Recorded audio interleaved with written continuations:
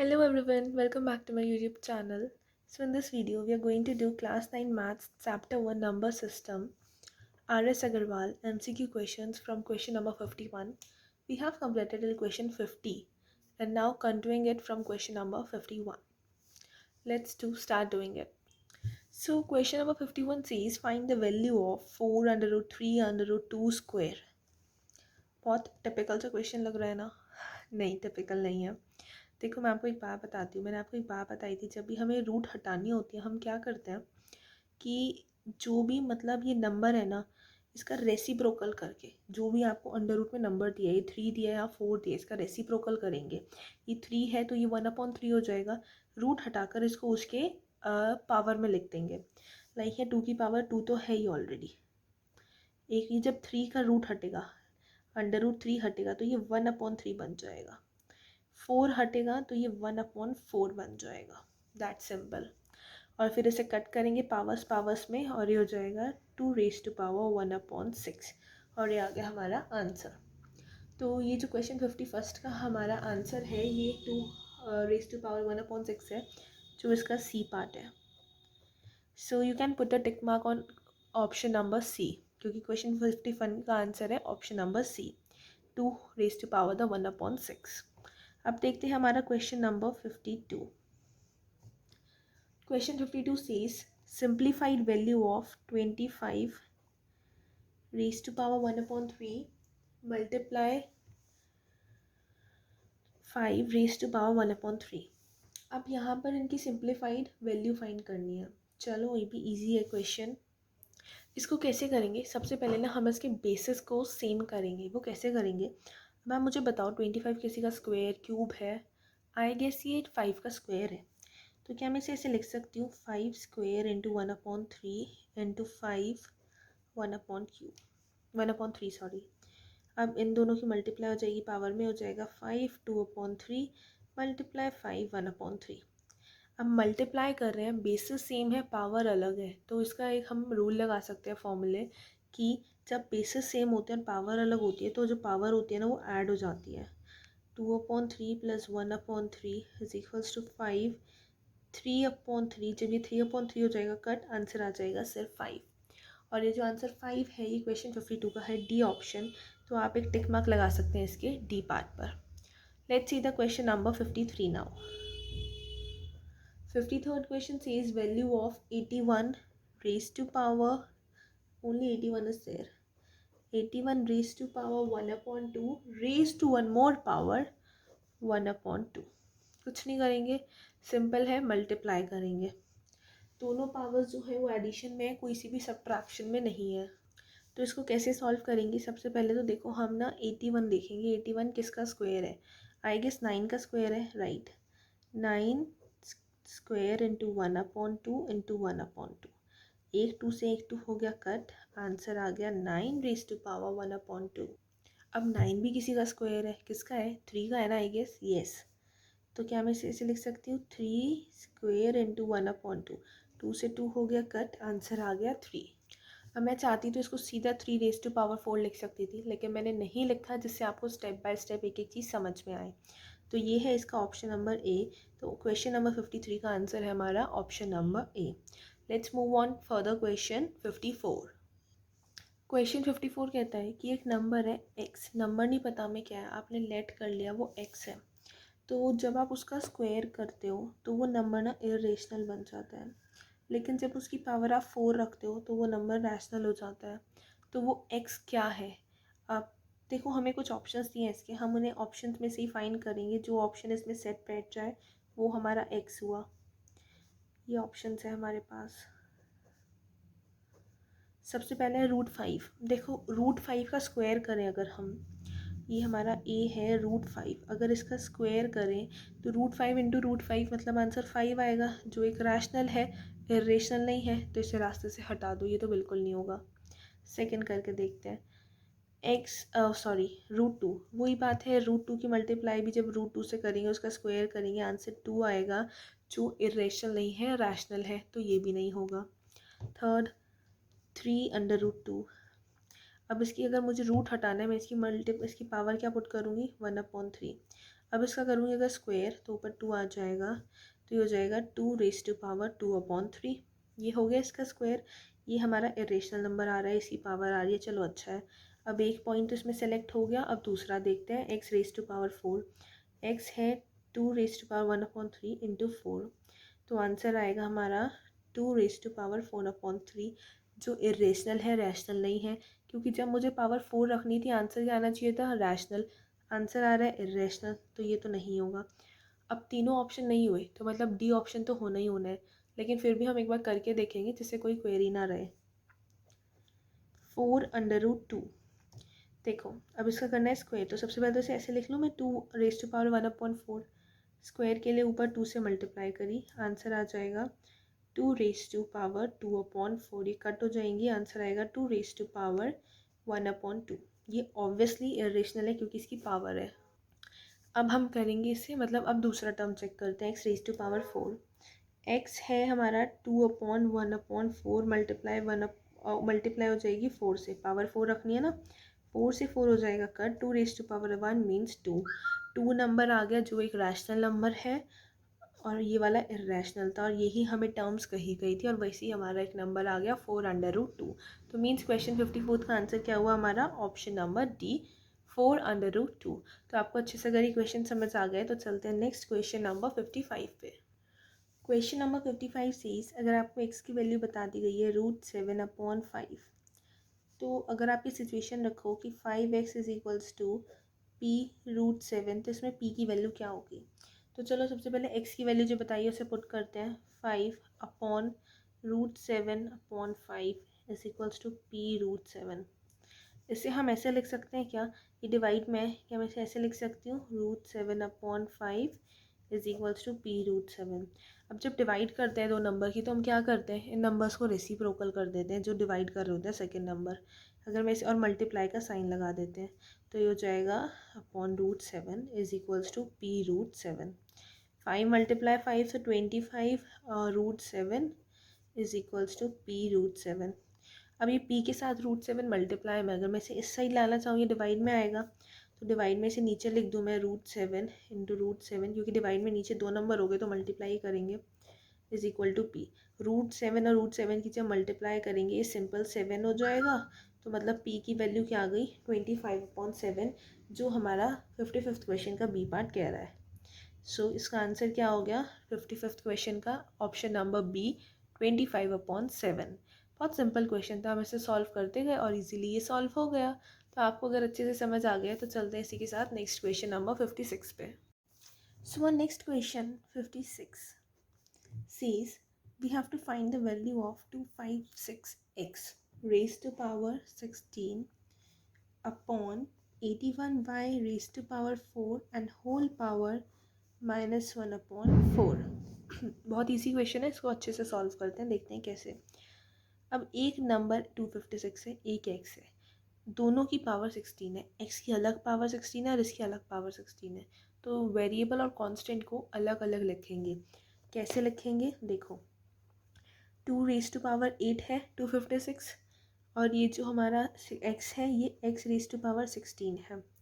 Upon में जो 81 है 3 रेज टू पावर 4 है, और y रेज टू पावर 4 है, ऊपर होल पावर -1/4 है। अब जो ये 2 raise to power 8 I have written, क्या मैं अब इसको रेसिप्रोकल, मतलब ये पूरा नंबर रेसिप्रोकल कर सकती हूँ। क्यों करना है, क्योंकि मुझे पावर पॉजिटिव करनी है, तो मुझे इन्हें रेसिप्रोकल करना होगा। 3 raise to power 4 y raise to power 4 upon 2 raise to power 8 x raise to power 16। अब पावर हो गई 1/4, माइनस का साइन हट गया। अब देखो, अब ये जो 1/4 है ये इसकी भी पावर है, इसकी पावर है, दोनों की अलग अलग है, सबकी पावर है अलग अलग, तो सबसे अलग अलग मल्टीप्लाई करें। 3 raise to power 4 into 1/4, y raise to power 4 into 1/4, upon में 2 raise to power 8 into 1/4, x raise to power 16 into 1/4। ये हो गई 4, ये हो गया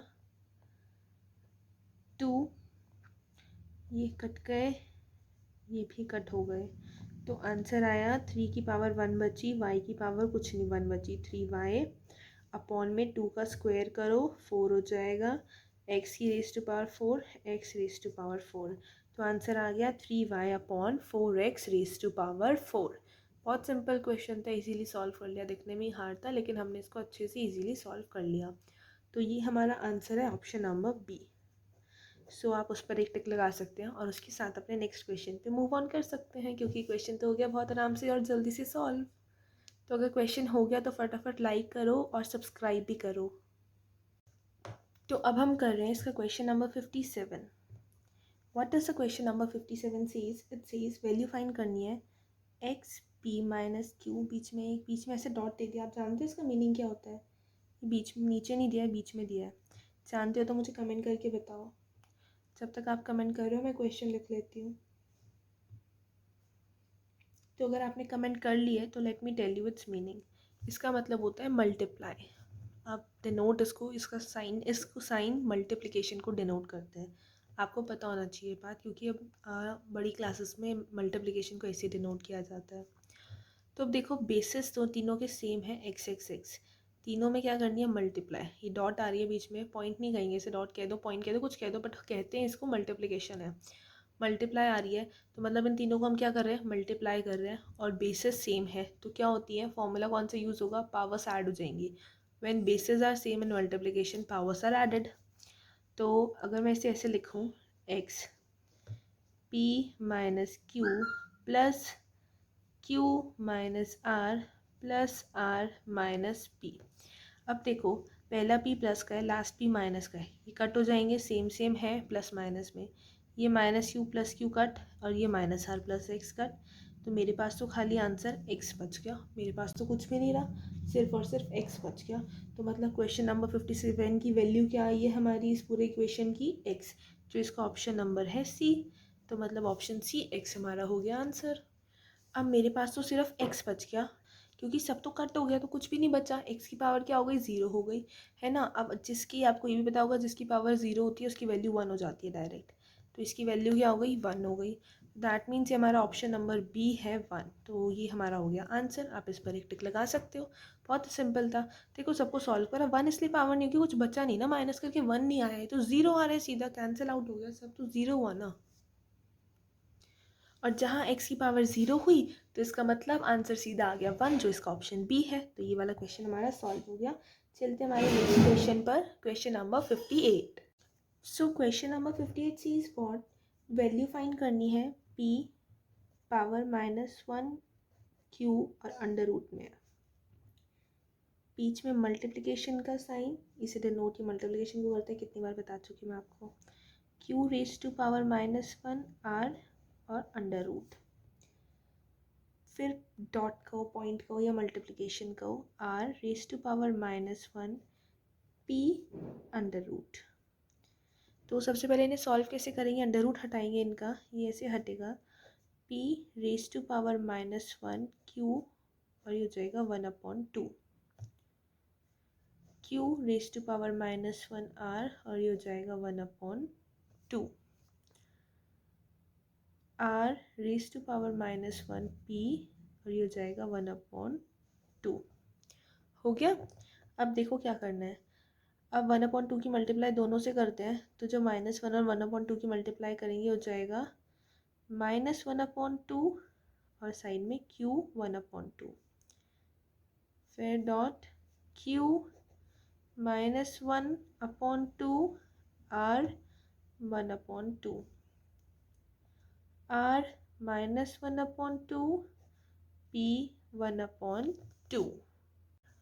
अब क्या करेंगे? p की वैल्यू और r की, मतलब p की वैल्यू सारी एक साथ करेंगे, q की अलग करेंगे और r की अलग करेंगे। तो p -1/2 और ये वाला p 1/2, बीच में मल्टीप्लिकेशन का साइन, q 1/2 और ये वाला q -1/2, r 1/2 और दूसरा r -1/2। अब बेसिस सेम हो गए तो क्या हम पावर्स को ऐड कर सकते हैं? ऑफ कोर्स कर सकते हैं। So we will add it like p -1/2 plus 1/2, q 1/2 plus -1/2, r 1/2 plus -1/2। ये आपस में कैंसिल आउट हो जाएंगी सारी पावर, क्योंकि दोनों सेम है और एक साइन माइनस का एक प्लस का है। Cancel cancel cancel, basis same थे इसलिए हमने ने ऐड किया था। अब हमारे पास क्या हो बचा, p की पावर 0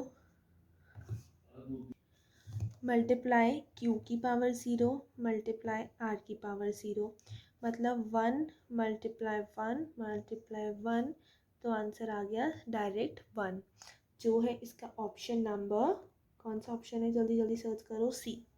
तो मतलब हमारा ऑप्शन C1 हो गया है आंसर। तो हमारा ऑप्शन C1 आ गया आंसर। बहुत इजी क्वेश्चन था और अच्छे से हमने इसको आराम से सॉल्व करा, एक एक स्टेप डिटेल में करा। तो मुझे लगता है आपको इसमें कोई क्वेरी तो नहीं होगी, क्योंकि हमने एक एक चीज़ अच्छे से समझी है कैसे करनी है। बस थोड़ा सा बेसिस सेम करने, पावर्स अलग है तो बेसिस को सेम करना, फॉर्मूलेज लर्न होने चाहिए आपको, बाकी सब तो आप पे डिपेंडेंट है। तो ये क्वेश्चन हमारा इजीली हो गया सॉल्व। इसी के साथ चलते हैं हमारे नेक्स्ट क्वेश्चन पे। So question 59 says 3 under root 2 multiply 4 under root 2 multiply 12 under root 32। तो अब सबसे पहले तो इन्हें सेम पावर्स में लाते हैं, अंडर रूट हटाते हैं। पावर्स में कैसे लाएंगे, जो अंडर रूट में नंबर है उसका रेसिप्रोकल करके ऊपर पावर लिख देंगे। अब मुझे ये 30 को बेस सेम करना है मुझे ना, क्योंकि फिर मैं पावर्स ऐड कर सकूँगी। बेस सेम कैसे करूँ, ये 32 है हाँ, तो क्या 32 को मैं 2 रेज़ टू पावर 5 लिख सकती हूँ, वो इजी रहेगा क्योंकि 2 से ही लिखना है मुझे। 2 से लिखूँगी तो बेस सेम हो जाएगा ना, तो अगर मैं इसे 2 रेज़ टू पावर 5 लिखूँगी हो जाएगा 2 रेज़ टू पावर मल्टीप्लाई में 5/12। अब पावर्स बेस सेम हो गए तो पावर्स ऐड हो सकती हैं, 1/3 plus 1/4 plus 5/12। If we will take the LCM as 12, 4 plus 3 plus 5, 2 raised to power 12/12। अब आंसर 1 आया है, कट के 1, 0 नहीं आया, 1 आया है, ध्यान रखना। 2 की पावर 1 मीन्स 2, तो मतलब आंसर आ गया हमारा ऑप्शन नंबर ए। क्वेश्चन 59 का आंसर क्या है, ऑप्शन ए 2। सो आप वहाँ पर एक टिक लगा सकते हो। तो उसी के साथ चलते हैं हमारे नेक्स्ट क्वेश्चन नंबर 60 पे। क्वेश्चन 60 सेइंग 2/3x और 3/2 2x is equals to 81/16x की वैल्यू बतानी है क्या होगी। देखो सिंपल है। अब आपको एक रूल तो पता ही होगा ना, वो क्या है कि एक रूल होता है, जब a की पावर -m होती है ना तो उसको लिख देते हैं, मतलब किसी की पावर माइनस में होती है तो उसका रेसिप्रोकल करके लिख देते हैं 1/a और पावर m हो जाती है। तो मेरे पे सिचुएशन ये है 1/a पावर है 1, तो मैं इसको इस सिचुएशन में लिख रही हूँ। क्यों लिख रही हूँ, क्योंकि मुझे इसका रेसिप्रोकल करना है जिससे बेस सेम हो जाए। मुझे क्या करना है, बेस सेम करना है, तो मैं इसका रेसिप्रोकल करके इसे माइनस की पावर बना रही हूँ। 81 किसका वो है, 3 रेज़ टू पावर 4 और ये है 2 रेज़ टू पावर 4, 16 जो है, तो ये हो गया 3/2 रेज़ टू पावर 4। अब बेस सेम कर लिया मैंने, तो जब बेस सेम होती है पावर्स ऐड हो जाती हैं, x plus minus 2x is equals to, दोनों की पावर 4 है, x माइनस 2x। हमने एक छोटी सी मिस्टेक करी है, अभी बेसिस कहाँ सेम हुई है, ये तो 3/2 है, तो हम इसे ऐसे तो नहीं लिख सकते, बेसिस अभी सेम नहीं हुए, ये 2/3 है, ये 3/2 है, तो इन दोनों के बेसिस सेम है, यहाँ हम इन्हें ऐड कर सकते हैं। 2/3 x plus minus minus 2x, ठीक है, तो ये हो जाएगा 2/3 माइनस x। अब वही सिचुएशन आ गई, a की पावर -m है तो क्या हो जाएगा 1/am, मतलब 3/2 पावर हो जाएगी पॉजिटिव और ये हो जाएगा, तो सेम हो गए अब बेसिस। अब बेसिस सेम हो गए ना हमारे, 3/2 हो गए दोनों, तो अब हमारे जो बेसिस हैं वो सेम हो गए हैं, तो अब पावर्स हम इक्वल रख सकते हैं। कैसे, x is equals to 4, powers equal रख सकते हैं क्योंकि बेसिस सेम हो गए, तो पावर्स भी इक्वल हुई ना, जब बेसिस इक्वल है तो पावर्स भी इक्वल हुई, तो x की वैल्यू क्या आ गई हमारे पास 4, दैट्स ऑप्शन डी। तुम्हारा आंसर आ गया क्वेश्चन नंबर 60 का ऑप्शन नंबर डी। तो आप उस पर एक टिक मार्क लगाओ फटाफट और नेक्स्ट क्वेश्चन नोट डाउन करो, question number 61। So question number 61 says 3 raised to power 3 whole power 2 is equals to 9 raised to power x।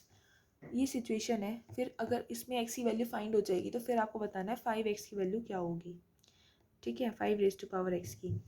तो पहले देखो मुझे बेसिस क्या करना है दोनों के सेम, जिससे मैं पावर को इक्वल पुट कर सकूँ। तो पहले तो पावर्स जो है मल्टीप्लाई हो जाएंगी, 3 की पावर क्या हो जाएगी, 3 इंटू 2 6 हो जाएगी। 9 को मैं 3 स्क्वायर लिख सकती हूँ, ऊपर x भी है तो ये हो जाएगा 2x। बेसिस सेम हो गए तो पावर्स भी क्या हो गई, इक्वल हो गई। तो x की वैल्यू क्या आ जाएगी हमारी 3। तो हमें x की वैल्यू 3 मिल गई। अब क्या करना है, 5x फाइंड करना है। ये तो फाइंड करना है 5x। तो अब 5 की जगह मैं वैल्यू पुट करूँ x की जगह 3, तो मीन्स आ जाएगा आंसर 5 का क्यूब 125। आंसर आ गया 125, जो ऑप्शन है डी। तो दैट मीन्स क्वेश्चन नंबर 61 का भी आंसर हुआ ऑप्शन नंबर डी 125। तो इस वीडियो के लिए इतना ही, बाकी के क्वेश्चन हम अपनी नेक्स्ट वीडियो में कंटिन्यू करेंगे। Thank you.